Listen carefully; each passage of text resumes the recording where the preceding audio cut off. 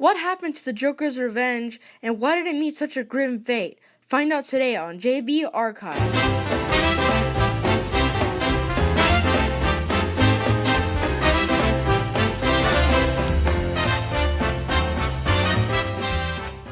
To start off, the Joker's Revenge was a Vekoma Hurricane Coaster. The roller coaster was supposed to open on opening day of Six Flags Fiesta Texas, but that never came to be. During the processing stage of the ride was originally going to be named Wacky Twister. But when Six Flags got the right from Time Warner and the rights for DC and Looney Tunes, well, Six Flags named the ride the Joker's Revenge. At the time, it was the only DC-themed ride in the whole park. The ride consists of taking up 79 feet with a drop of 69 feet. You would go into a loop, a bank turn, and then 2 corkscrews. Then a spiral going down, and finally that's the end of the coaster. While the whole time you went backwards. Yes, backwards. There's only 2 Vekoma Hurricanes in the whole world. So this 1 minute and 24-second ride was an instant success for San Antonio park goers. Even though it was a little short, people really enjoyed the ride. And if you didn't like the ride, you probably liked the queue line. Because the queue line, you went through a whole fun house. It was the best themed coaster ever. But in the 2000s, it didn't age very well. Like all Vekomas, the ride got extremely rough and bumpy. And at that time, Six Flags Fiesta Texas had many more rides, like Superman Krypton Coaster, Poltergeist, and many more.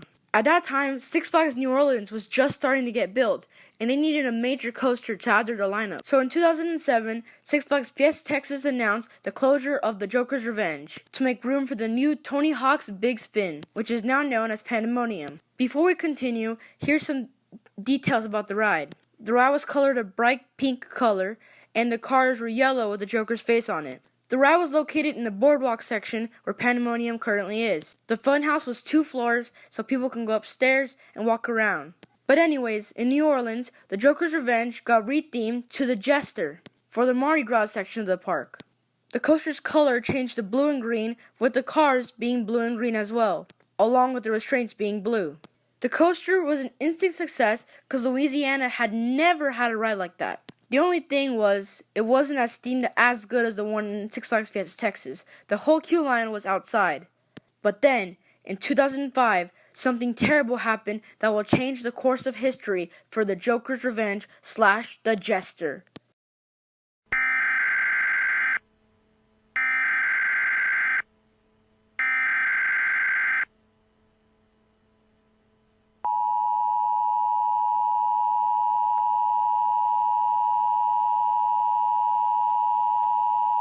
In 2005, Hurricane Katrina hit the coast of New Orleans, and Six Flags New Orleans drainage pipes didn't work, and the whole park got underwater.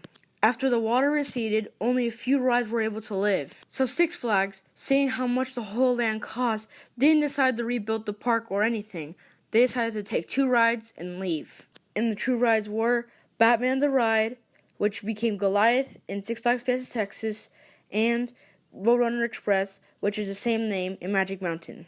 But the Jester was way too much damage, and the ride wasn't able to be saved and is now still there, abandoned and rotted. The pink color of the Joker's Revenge still flakes out from the green paint, since the paint is now drying out and breaking.